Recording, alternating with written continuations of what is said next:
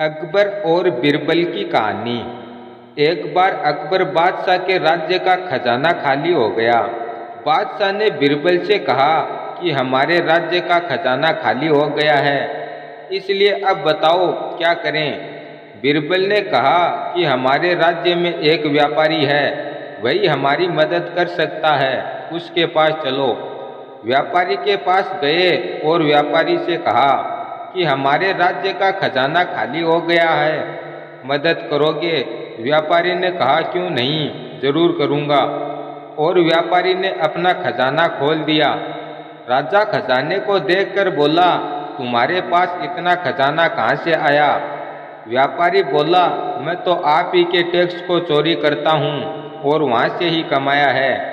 यह सुनकर राजा को गुस्सा आ गया और राजा ने बिरबल से कहा कि इसको हमारे घोड़ों के तबेले में काम पर लगवा दो, वहीं घोड़ों की लीद साफ करेगा। 6 महीने बीत गए और फिर राज्य का खजाना खाली हो गया।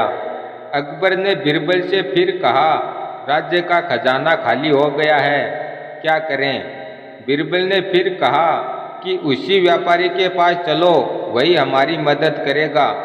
राजा ने कहा, अब उसके पास क्या है, सारा तो हमने ले लिया है। बिरबल ने कहा, नहीं, मदद वही करेगा, वो व्यापारी है, आप नहीं जानते उसको।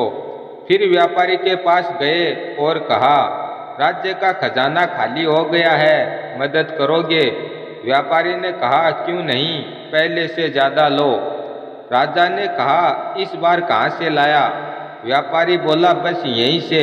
ये जो आपके घोड़ों के लेन देन करते हैं, ये सब बीच में चोरी करते हैं, इसलिए इन सब को बोल दिया कि राजा ने मुझे यहाँ लगाया है, इसलिए आधा मुझे दे दिया करो, वरना मैं राजा को बोल दूंगा।